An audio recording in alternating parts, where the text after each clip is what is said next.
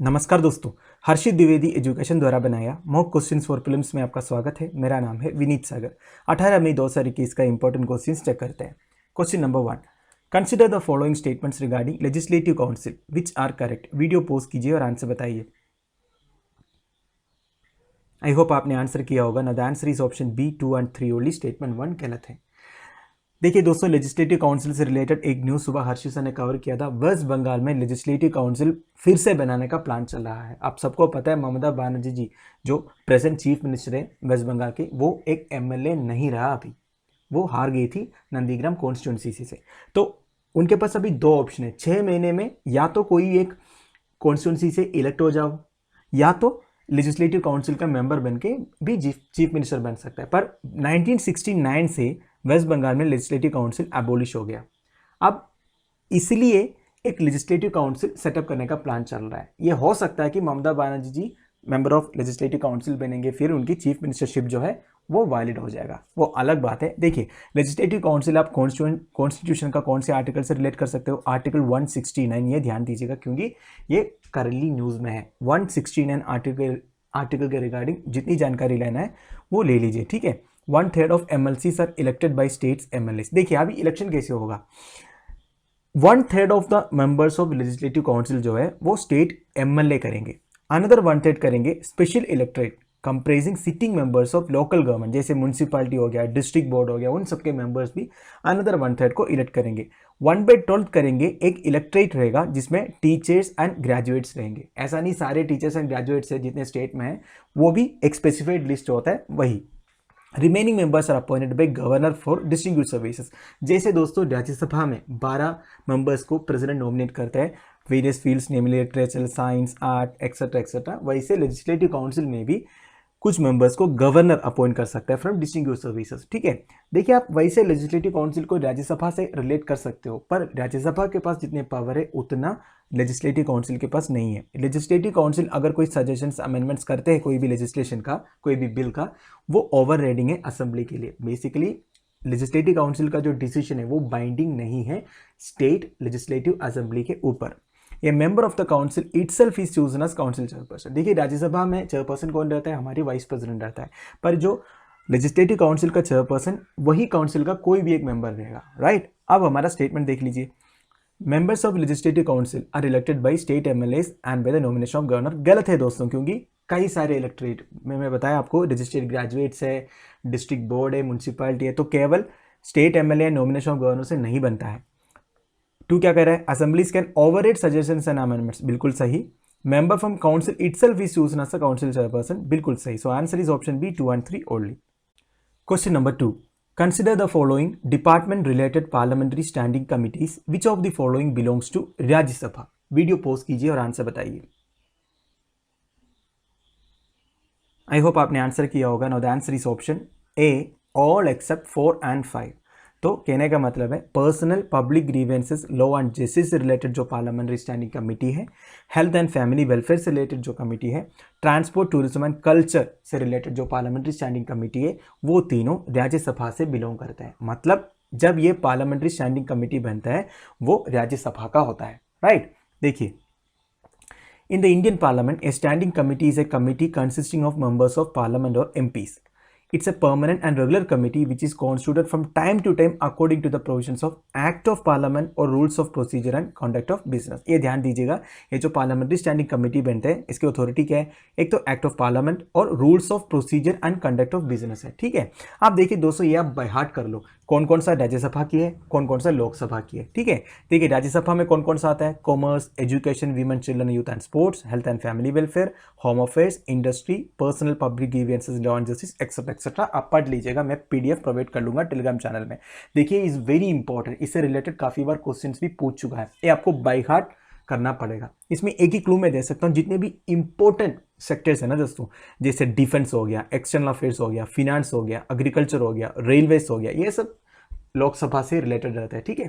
पर आपको by heart करना ही पड़ेगा क्योंकि इतने हैं। राज्यसभा कौन कौन सा है, लोकसभा कौन कौन सा है, ध्यान दीजिएगा, right. So answer is option A all except 4 and 5, 1, 2 and 3। Question number 3, consider the following statements with respect to carving out of a new district in a state. Which of the following statements is और are correct. Video pause कीजिए और answer बताइए। I hope आपने answer किया होगा। Now the answer is option A, 1 only. देखिए दोस्तों, आज ही दोपहर को मैंने एक शॉर्ट्स अपलोड किया था रिगार्डिंग डिस्ट्रिक्ट फॉर्मेशन। अगर आप वो शॉर्ट देखे हो तो आप इस क्वेश्चन का आंसर आराम से बता पाओगे।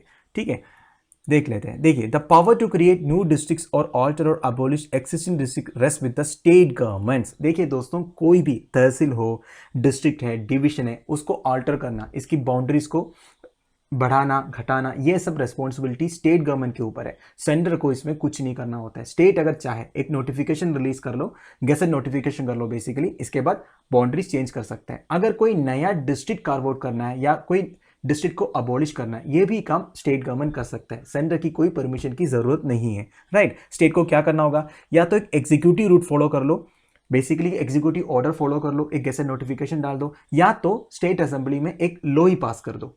ये दो तरीके हैं स्टेट गवर्नमेंट के पास। ठीक है, centre has no role to play. Right, according to 2011 census, देखिए 2011 सेंसस तो 10 साल पहले हुआ था वैसे, उसके हिसाब से 593 डिस्ट्रिक्ट थे हमारे कंट्री में, पर अभी के हिसाब से करीब 741 है दोस्तों। पर जब तक 2021 का सेंसस रिपोर्ट नहीं आएंगे हम 100% बता नहीं पाएंगे।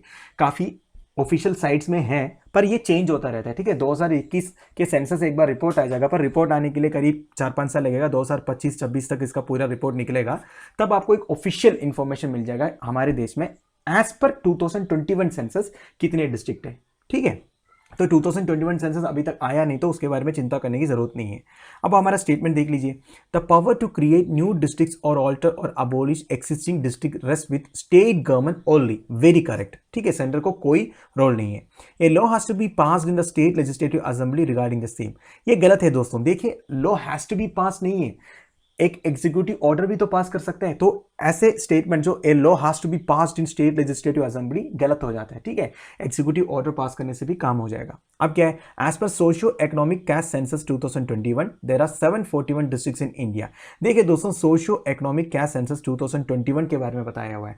जब ये कैस्ट सेंसस 2021 निकला ही नहीं, तो ये स्टेटमेंट इनवैलिड हो जाता है। So answer is option A, 1 only.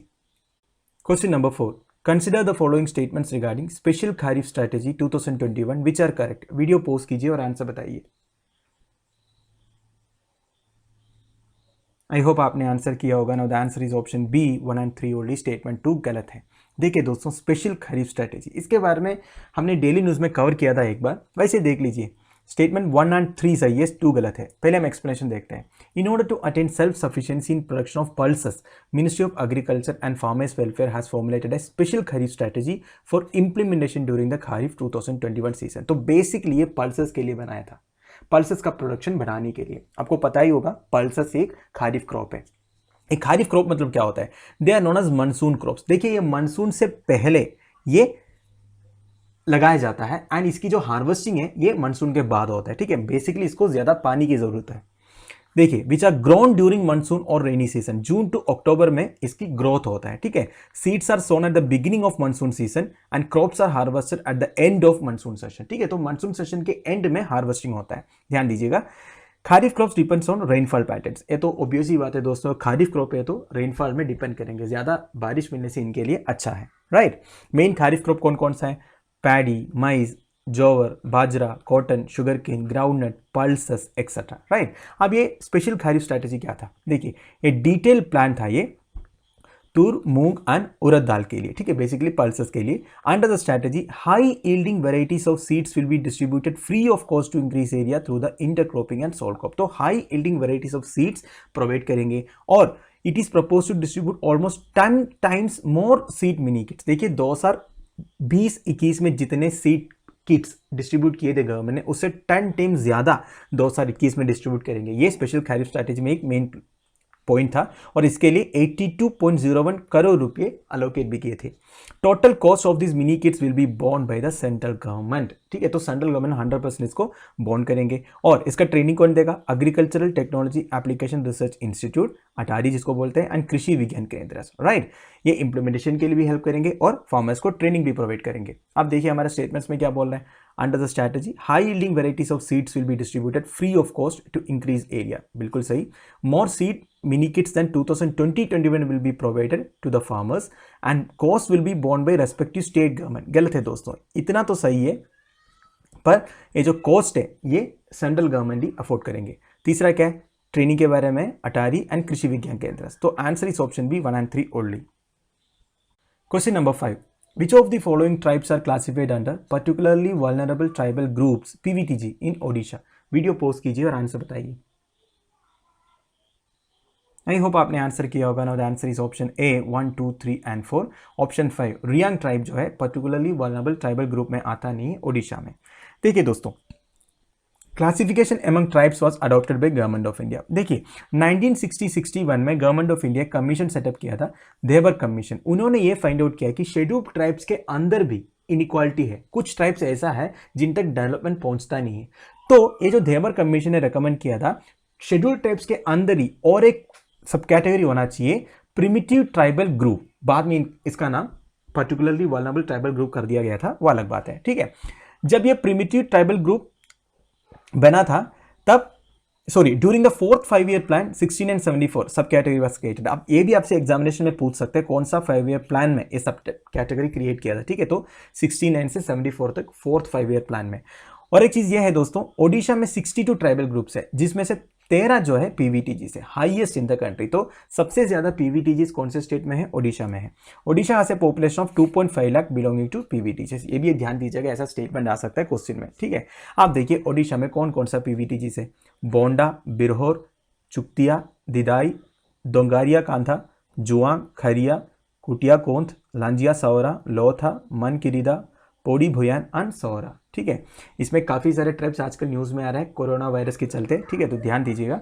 अब देखिए answer is option A 1, 2, 3 and 4। वैसे जो रियांग ट्राइब है दोस्तों, ये भी काफ़ी न्यूज़ में आया था, आपने सुना होगा आसाम में, मणिपुर में ब्रू रियांग कम्युनिटी करके काफ़ी न्यूज़ में आया था, ठीक है। ये भी आप ध्यान दीजिएगा, पर पीवीटीजीज इन ओडिशा में रियांग नहीं आता है, राइट।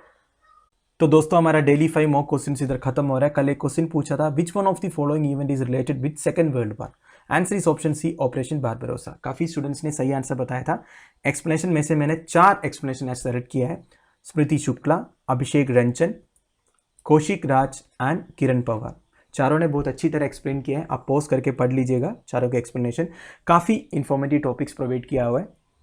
देखिए दोस्तों, और भी लोग कमेंट करते हैं और इन्फॉर्मेटिव पॉइंट्स भी प्रोवाइड करते हैं।